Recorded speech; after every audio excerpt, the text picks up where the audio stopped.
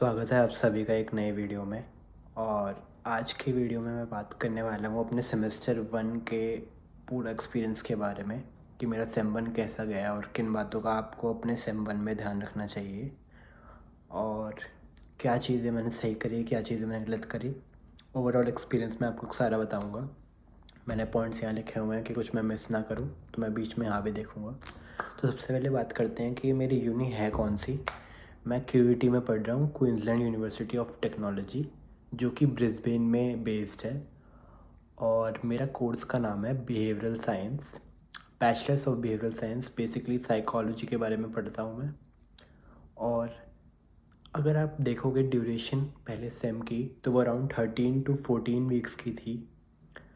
और इसमें बीच में एक मिड सेमेस्टर ब्रेक भी आता है जिसमें आप आराम से थोड़ा रिलैक्स कर सकते हैं। तो स्टार्टिंग से बात करता हूँ। आपको शुरू में आते ही अपने ट्यूटोरियल्स और लेक्चर्स को पहले ही टाइम टेबल अपनी प्रेफरेंसेस सेट करनी होती है वेबसाइट पे यूनी की, ताकि कोई भी आपको इशू ना आए। मैं रिकमेंड करूँगा कि आप सारी 1-2 दिन में ही कर लें। जैसे मान लो आपकी 4-5 क्लास है तो आप एक दिन में ही सेट कर लें, ताकि बाकी का टाइम आप सारा के सारा अपने पार्ट टाइम जॉब और बाकी चीज़ों में यूज़ कर सकें। क्योंकि बहुत बार क्या होता है कि आप टाइम से चूज़ नहीं करते और आपकी हर दिन क्लास होती है, तो उसके चक्कर आप अपनी पार्ट टाइम जॉब में भी ढंग से अवेलेबिलिटी नहीं दे पाते। अब बात करते हैं कि पढ़ाई टफ़ है या कैसी है। तो देखो, सेम 1 में मुझे इतनी पढ़ने में समझ आने में टफ़ नहीं लगी, बट हाँ मुझे कंपैरेटिवली एग्ज़ाम्स टफ़ लगे। एग्ज़ाम्स के बारे में मैं थोड़ा आगे बात करूँगा। पहले बात करते हैं कि क्लासेस किस तरीके की होती हैं। तो भाइयों, 2 टाइप की क्लासेस होती हैं, एक होता है ट्यूटोरियल और एक होता है लेक्चर।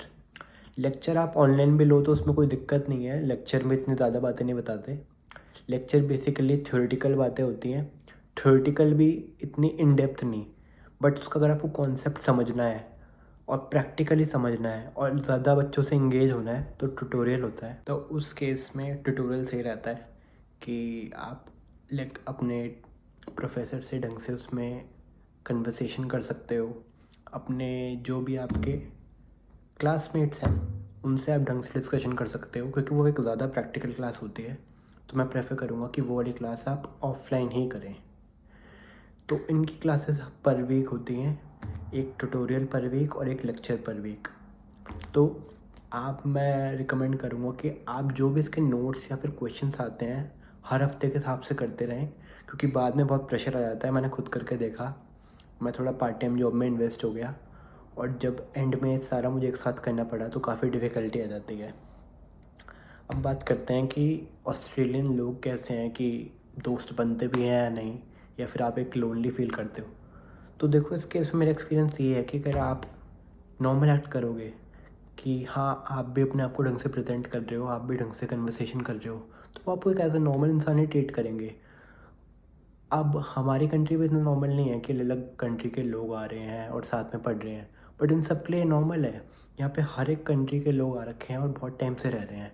तो इनके स्कूल लाइफ से लेके college life, part time job, सब में अलग अलग कंट्रीज से लोग हैं। तो कभी भी ये ऐसे डिस्क्रिमिनेशन नहीं करेंगे कि नहीं हम इससे बात नहीं कर रहे, क्योंकि ऑलरेडी यहाँ पे काफ़ी डाइवर्स कल्चर है। तो इस केस में कोई भी इशू नहीं होना चाहिए। अब बात करते हैं कि आप और कैसे सोशली एक्टिव हो सकते हो ताकि आप एक healthy living life Jio. Healthy in the sense कि आपको कोई भी टेंशन ना रहे, क्योंकि अगर अकेला रहता है इंसान और ज़्यादा लोनली फील करता है तो ऑब्वियसली हेल्थ इश्यूज़ होते हैं, डिप्रेशन वगैरह। तो मैं चाहूँगा कि आप कोई ना कोई क्लब ज्वाइन करें, कोई या फिर सोशल एक्टिविटी ज्वाइन करें जो आप एटलीस्ट पर वीक खेलें। जैसे मेरे केस में मैंने फ़ुटबॉल ज्वाइन करा था। यूनी में ज्वाइन नहीं करा मैंने, क्योंकि यूनी के लिए मैं टू लेट था। बट मैंने वैसे यहाँ पे ग्रुप फाइंड्स करे कि कौन कौन ग्रुप्स यहाँ खेलते हैं, और उनमें अब मैं जाके पर वीक खेलता हूँ। आपने ब्लॉग्स भी देखे होंगे। तो ताकि आपका एक इन्वायरमेंट बन जाए, लोग आपको जाने कि हाँ ये भी कोई है। वरना अकेले भाई खाली काम करोगे और अपने पढ़ाई के लिए जाओगे, पढ़ाई वहाँ यूनी में भी किसी से बात नहीं करोगे, तो भाई ना आपको कोई जानेगा, ना आपका कोई लिंक बनेगा, और अकेले वैसे ही टेंशन और हो जानी है, तबीयत और ख़राब हो जानी है। तो अपना सोशल सर्कल बढ़ाओ। पार्ट टाइम जॉब्स में भी यही चीज़ हेल्प करती है। आपको जितना बड़ा सोशल सर्कल है, कोई ना कोई आपको रिकमेंड कर देगा कि हाँ, मतलब आपको रेफरेंस दे देगा कि इस जिसके थ्रू आप जॉब ले सकते हो। तो कोई स्पोर्ट, कोई एक्टिविटी, डांसिंग, म्यूज़िक, कुछ ना कुछ यूनि में ज़रूर ज्वाइन करें। हर एक यूनि का एक वेलकम वीक होता है, आप वो वेलकम वीक भी ज़रूर ज्वाइन करें, क्योंकि उसमें कोई ना कोई आपको अपने कोर्स या किसी और कोर्स का कोई ना कोई मिल ही जाता है, किसी ना किसी से बात हो ही जाती है। और कौन नहीं चाहेगा कि नई कंट्री में नए लोगों में आपके दोस्त बने। तो ऐसे एक्टिविटीज़ में आपको ज़रूर आना चाहिए कि जहाँ आपका सर्कल बन पाए। अब बात करते हैं कि यूनिट्स कितने लेने होते हैं। जैसे मैंने आपको बताया कि मेरा बिहेवियरल साइंस है कोर्स, तो उसमें आपको पर सेमेस्टर 4 यूनिट लेने होते हैं। बट इसमें एक कैच है। कैच ये है कि बहुत बार आपको कुछ यूनिट्स एलिजिबल नहीं होते आप उनको लेने के लिए। जैसे कि मैं भी नहीं था, तो उस केस में क्या होता है कि आप 2 हाफ़ यूनिट ले सकते हो। जैसे आपने 3 फुल यूनिट लिए और 2 हाफ़ यूनिट लिए। मेरी यूनि में इनको क्यूटी यू यूनिट्स कहते हैं। इनके हर एक के पॉइंट 6 होते हैं। जनरली एक यूनिट का पॉइंट 12 होता है, तो पर यूनिट 12 पॉइंट्स होते हैं। तो अगर आप कोई 4th यूनिट सेलेक्ट नहीं कर पा रहे, तो उस केस में आप क्या कर सकते हो, 2 हाफ़ यूनिट्स ले सकते हो, जिनकी पढ़ाई 6-6 हफ्ते ही चलती है। तो उनके आपको 6 पॉइंट मिल जाते हैं। तो 2 हाफ़ यूनिट्स मतलब 6-6 इक्वल्स टू 12, तो वो आपके 1 यूनिट के बराबर हो जाएगा। तो इस तरीके से आप ये कर सकते हो। अब एग्ज़ाम्स की बात करते हैं। एग्ज़ाम्स सारे सब्जेक्ट्स के नहीं होते, बल्कि बहुत कोर्सेज़ में तो एग्ज़ाम ही नहीं होते। मेरे केस में 2 यूनिट में एग्ज़ाम थे, और MCQ बेस्ड, और एक लॉन्ग आंसर राइटिंग क्वेश्चन था। तो यार मेरे को नहीं लगा कि ऐसे कि बहुत लाइट लेने से यहाँ काम चल जाएगा। मुझे खुद लगता है कि मुझे अपना ग्रेड इम्प्रूव करने के लिए और मेहनत करनी पड़ेगी। तभी मैं आपको रिकमेंड कर रहा हूँ कि पर वीक जो भी पढ़ा रहे हैं उसको आप साथ साथ, मैं नहीं कह रहा कि आप रोज़ पढ़ो, आप उसको हफ्ते में रोज़ एक बार, जैसे पूरे एक हफ्ते का वीकेंड में पढ़ लो या फिर अपने ऑफ डे पे पढ़ लो।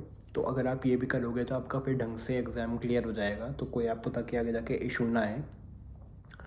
और भाई यही सब है, मेन बात है। तो अभी तो मैं खुद भी अलग अलग चीज़ें सीख रहा हूँ, जो जो मुझे सीखने को मिलता है मैं ट्राई करता हूँ आपको बता दूँ। और हाँ, मैंने बीच में एक हफ्ते वीडियो नहीं डाली, तो उसके लिए सॉरी। और थैंक यू फॉर 400 सब्सक्राइबर्स। काफ़ी जल्दी आप चैनल ग्रो करा रहे हो, ऐसे ही करके और ग्रो कराते रहो।